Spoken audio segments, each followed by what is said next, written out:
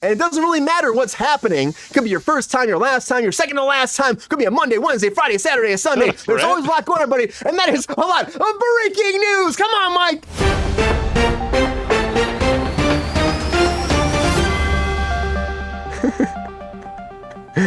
Hey, the very first thing I want to talk about, everybody, is Acolyte. So Acolyte is done, finito, in the can, and we finally got the end of OSHA in May and Soul and all this bullshit. Honestly, I watched the ending and I saw it, and I've been waiting to see if there'd be some big build up. And they're trying to make her like Darth Vader. Like, I don't know why OSHA's all of a sudden like Darth Vader, like choking people with the Force out of nowhere. If you haven't watched the end, I'm not going to spoil too much. It just came out. But I think this is a big loss for Disney. I don't know what they're going to do with this. I really don't know if there'll be a second season. People are like, oh, a second season's coming. I'm like, I don't expect it to happen. I think you took too many liberties. I just think in general, I'm going to spoil this one thing. Darth Plagueis pops up at the end. Like, what the heck's happening, everybody? We're trying to, mess with the timeline. Let's go. The wise, a lot going on. I don't think it's too wise to continue this franchise. There's a lot of hate, and people just do not want to see more. But you know what? Disney probably will do it. But you know what? If it does happen, I don't know if I can watch another season. I'll try. But I do hope the Teamsters get a deal, and they're hoping by the end of the week. They're saying they're hoping to get a deal with the AMPTP. Now, they still are a big, farther gap. This gap is pretty crazy when it comes to wages. That's the problem. And everything else, AI, all that, they've kind of worked it out, have a good idea what's happening. But it comes to the wages for a lot of people. Now they're talking about, like, location managers, drivers, chief assistants. They're saying they're being very underpaid, and they're trying to get those wages up. Now, the contract actually goes until the 31st, but they only have negotiations scheduled till the end of the week, the 19th. And after that, they said they're open to negotiate more and add additional days, but that, it goes to the 31st. They are not going to, continue forward from there. They're like, that's it, guys. A strike is going to brew, and that will be it for you, AMPTP. So make a deal, make it happen, and show them the money, show them the loot, because loot is coming back for a third season, everybody. Maya Rudolph's Apple TV Plus show is moving forward for the third season. The second season just finished on Apple TV Plus. I haven't got a chance to watch it. I love this show. Love Maya Rudolph, and it's funny. It's really great. If you haven't checked this show out, it is a lot of fun over on Apple TV Plus. It's so good, Mike. I love the intro song too a lot. Love the intro credits. But the antics of this misfit group at the Wells Foundation, is going to keep going forward for another season. And Maya Rudolph's probably super excited about loot sticking around for another season on Apple TV Plus. But if you steal the loot, Superman's going to come after everybody, because Superman out there is still shooting. And we got the new logo, finally, an HD version of the logo. James Gunn put this out on social media, guys. Check out the logo right here. This is the official one dropped by the Gunmaster himself. And they just finished shooting in Cleveland for it's been for like 6 weeks or something like that. A big portion of the movie is in Cleveland, and now they have a few locations left. James Gunn said he's excited to move forward, but there's still quite a bit left, but they have really bolted through a lot of this script so far. I can't wait to see where it goes. But there was some still drama about the costumes here, some drama, but not as much as Brave New World had on Captain America, because Captain America has even more drama because a character's name has changed, and their background and their position. But of course, we do have Harrison Ford as the president in this, taking over William Hurt. R.I.P. William Hurt, his character of Thaddeus Ross, but a character here called Shira, or played by Shira Haas from Unorthodox, playing the character of Ruth Bat Surf, coming forward, but her character changed. Now, she is in this, an Israeli former Black Widow who is in a high commanding position in the U.S. military, but according to the comic books, she plays a character called Sabra, who was served as a Mossad agent. And people are going nuts, Sean, about this, saying it's got to do something with the war in Palestine and pro-Israel stuff and the world we live in. That's why they changed the character. Not that, we want to incorporate Black Widows into the script, because that makes sense for what we're doing with the actual MCU. But what do you think about this, Sean? Is this character a big difference now? Is that a big deal for you that they've changed the name and changed the affiliation of her actual military position? I mean, the biggest deal, the fact is, Sabra's a mutant. Sabra is supposed to be, what else you got here? Flight, strength, all that kind of stuff. And yes, she's Israeli.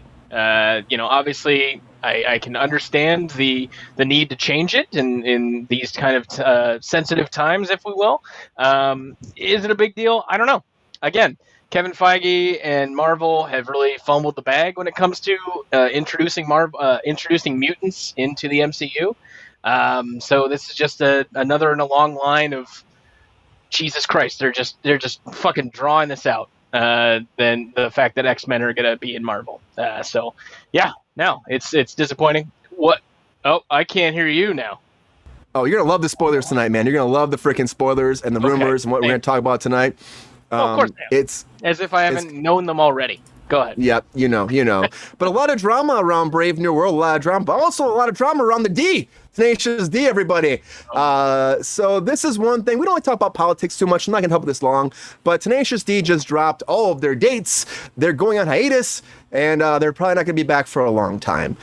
Captain Sinbad, thank you. Welcome to Cruise Control, man. Thank you for being here. But they probably will not be touring anytime soon because at the recent performance, of course, Kyle and the D and Jack Black were talking, and they were singing and doing their thing, and impromptu, Kyle Gass said something against the former president who had a assassination attempt upon his life, and everyone got silent, and Jack Black came forward and says, I was blindsided about this show on Sunday. I encourage political violence, any form. And what he said, I don't know if I should even say what he said. I say I'm not going to say it because, again, we're in a weird time in America, but the D will not be coming back anytime soon now because of this. So is the D done? I hope the D is not done because I love Tenacious D. But then again, this is not something you say, unfortunately, in this political atmosphere. But the D might be done, and Halle Berry is done over there on All's Fair. We just talked about something on Monday about this show coming forward by Ryan Murphy and Kim Kardashian, and Halle Berry was supposed to lead the production with Kim Kardashian, and then Ryan Murphy was writing the whole thing, producing the whole thing, but now Halle Berry is stepping away from this procedural drama about a female law firm and called All's Fair. She's going away. Hulu has lost Halle Berry, and I was kind of shocked she was doing this because it is TV, but she probably just didn't want to do it. Maybe she didn't want Kardashian in her life, and she was afraid about becoming best friends with her. Who knows? But that's not happening anymore. Maybe Sherlock Holmes can solve the case because Colin Firth has joined young Sherlock over on Amazon. This is a big thing too. Of course, Guy Ritchie is doing this. Guy Ritchie did the ones with Robert Downey Jr. and Jude Law, but now he's doing a prequel series about young Sherlock Holmes. This cast is getting bigger and bigger and bigger. Now Colin Firth has joined it. Who knows what his role is? We'll wait to find out. But big cast. I bet this show will be great. But something else I have no idea will be great is Elfquest. I've never heard this shit. Maybe Sean knows about this. But Elfquest, I've never heard of it, Sean. That was my reaction too, Sean. Come on, Elfquest Brian.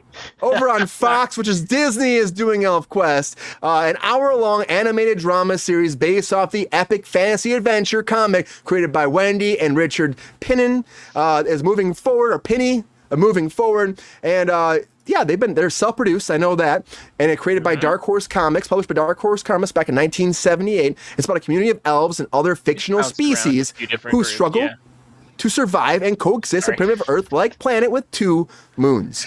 I don't really know much about this, Sean. What do you think? Is this going to be something that people are going to be excited about, Elfquest, moving forward? Because I have never heard of this weird out there. I heard Elfquest and all the logic ran out of my brain. Did you say this is a live action or is this animated? Animated, yeah. Okay, good. Let's just keep. Elfquest was like the sexual awakening for a lot of people I know. Round of applause for that.